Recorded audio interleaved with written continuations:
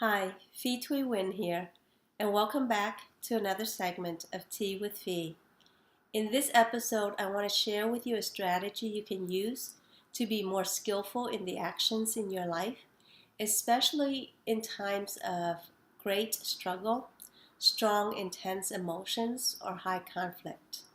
So if you have not made yourself your favorite mug of tea, please pause the video, make your tea, come back, relax, and allow us to explore together a strategy you can use to be more skillful in the actions in your life. In times of stress and tension, there is often confusion in the mind, and when the mind is confused, it is limited. And when we most need to be skillful, we end up being very reactive. And so, what strategy can you use in those situations so that you can enhance your skillfulness so that the actions you take are more effective in your life? One thing you can consider doing is to look at people you know or you have heard who are your role models, who have handled similar situations well. In the recent events in our community that has caused so much heartache and pain for so many people, I have been coming back and asking, what would Dr. Martin Luther King Jr. do in these situations? What would Gandhi do? What would the Dalai Lama do?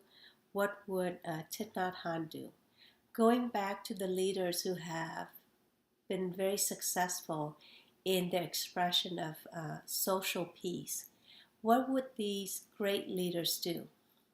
And for me, the other component of this practice is to look at how they have done what they did.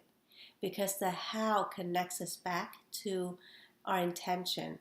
You know, our actions, everything that we do in our lives is connected to some higher purpose, is to give us some greater meaning in our lives.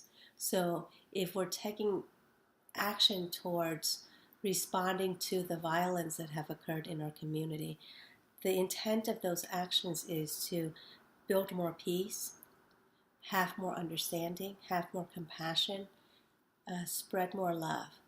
And when I look at the how of my actions, it brings me back to the intentions for the actions, which are so important. Otherwise, our actions just become reactive actions. And so what you can do is consider who has been successful in achieving the outcomes that you want in a similar situation that you may be going through. And so using the examples of, let's say, Dr. Martin Luther King Jr. and Mother Teresa, I can sit in my meditation, and in my in-breath, I can hold the question, what would he do? What would Dr. Martin Luther King Jr. do? And as I exhale, I hold the question, how would Mother Teresa do it? Because for me, Mother Teresa is such a great example of boundless love. She will take care of anyone who needs care, regardless of race, regardless of religion, regardless of their socioeconomic background. And so, what would Dr. Martin Luther King Jr. do on the in-breath? How would Mother Teresa do it on the out-breath? For you, it may be two different leaders, or maybe one the same leader or same person who inspires you. And you can sit and breathe and hold their presence in your experience so that they're there guiding you. Now, if meditation is not comfortable for you, you can take this to journaling or lying on a hammock quietly, sitting on your sofa with your cup of tea, quietly contemplating.